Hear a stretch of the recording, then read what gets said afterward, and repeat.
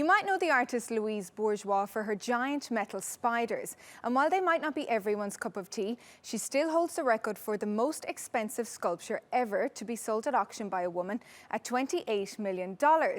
And now more of her work is back on the auction block at Sotheby's in London, along with another female artist, Yayoi Kusama. Belle Lupton went along to find out what's up for grabs.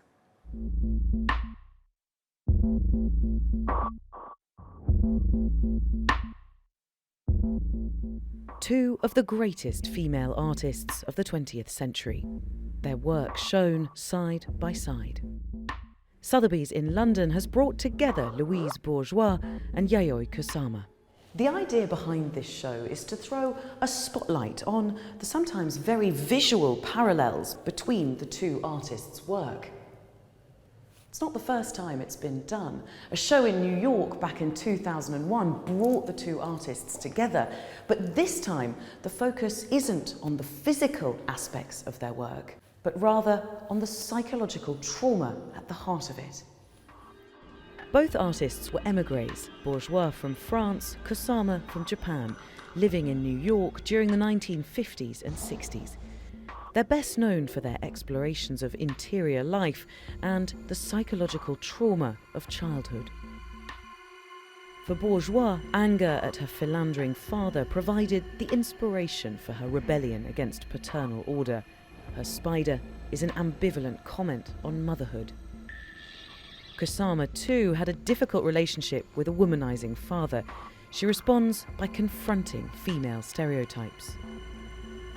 Much of her work is based on finding ways to express the visions she had as part of a psychological condition called hallucinosis. In 1977, Kusama checked herself into a mental hospital in Japan, where she still lives. For both artists, their practice is a kind of therapy. Both artists were heavily productive during the 1950s, the 1960s. So at the same time as the burgeoning minimalist dialogue was going on, as well as sort of the early emigrant surrealists that came to New York in the 1930s as well, and then abstract expressionism, they were active during these very dominant art historical discourses and very male-dominated art historical narratives.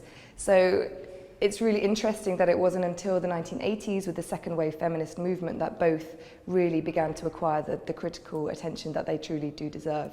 Now 87 years old, Kusama is still producing in her studio in Japan.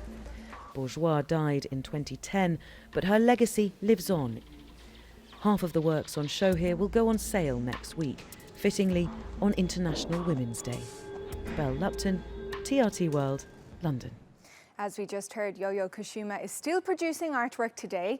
Mayu Yoshida went to find out what inspires her creations at a major exhibition of her work that kicked off in Tokyo this week. Colorful pumpkins, polka dots, and more polka dots. The psychedelic world created by artist Yayoi Kusama is featured in a retrospective at Tokyo's National Art Center. The exhibition gathers 270 pieces from Kusama's early childhood drawings to her latest project called My Eternal Soul. It consists of 130 paintings she's been working on since 2009. Also a highlight is this dazzling mirrored room, a popular selfie spot.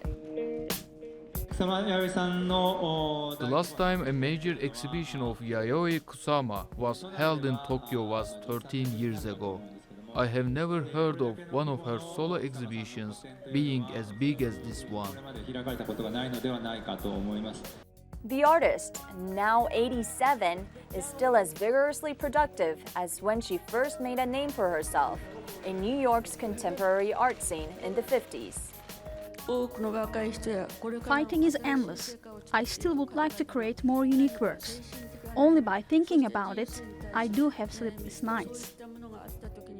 Kusama is described as Japan's most successful living artist, but her life hasn't always been rosy. She struggled with mental illness, but she's also used it as an inspiration for her avant-garde art pieces. Kusama began painting polka dots and mesh patterns from the age of 10, when she began suffering hallucinations. But art was her way to control her anxiety and fears.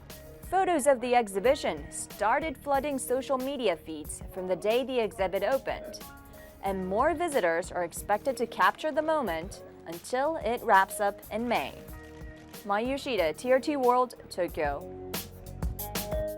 Joining me now is arts and culture writer at the Huffington Post, Priscilla Frank. Priscilla, thanks for joining us.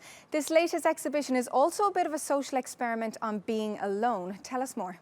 Yeah, the exhibition that's traveling that just opened at the Hirshhorn, it features 6 of Kusama's infinity rooms, which are these enclosed spaces inside the museum that are meant to be entered alone, and you experience them for a minute, and all of the walls are mirrored, so it's this very strange experience. And then each one also has different sculptural elements like polka dots or twinkly lights or pumpkins. And everything is reflected back and forth off of each other to create the illusion of being in this infinite space that you are not only in, but you are also a part of it. And I read somewhere that the idea is that you have to book a space, you get 45 seconds in the room and you go in alone. So it's kind of, you know, in a day where we're all connected all the time, I think it's kind of cool that you would be just on your own for 45 seconds, or forced to be at least. Yeah, it's an interesting combination because a lot of what's talked about in reference to the show is this really strong desire when you're in this space that you've waited so long for that is so surreal is to take a photo of yourself in it and then upload it onto the internet. So it is this strange combination of both being in this space by yourself and then also having the urge to document it, share it, have it spread across the internet, and to have it connect with infinite space in that way as well. I mean, it just shows how much Kusama has been able to evolve, like 70 years of evolution, and she's still relevant today. Yeah, it's pretty insane. Since she started working in the mid-50s, she has really stuck to this one simple concept of trying to visualize infinity and through these simple repetitive acts lose sort of the boundaries of herself, and that's what she invites her viewers to do as well, is to get lost in her spaces until you sort of forget who you are, where you are, and just are one with infinity. And I mean, she is in her 80s, she's not going to be around forever. What do you think her legacy will be? Well, she's been called the most famous living artist. She is, on aggregate, the most expensive female living artist. And she has, throughout her life, been very open about using art as a way to deal with her mental health issues. She started creating art when she was experiencing hallucinations at 6 years old, and she's said many times that art has saved her life. And there's still so much stigma surrounding mental health, and especially for women. And I think that she's just a real example of how you can turn pain into beauty, whether it's through art or through any other mode of expression. Priscilla Frank, thanks for joining us on Showcase today.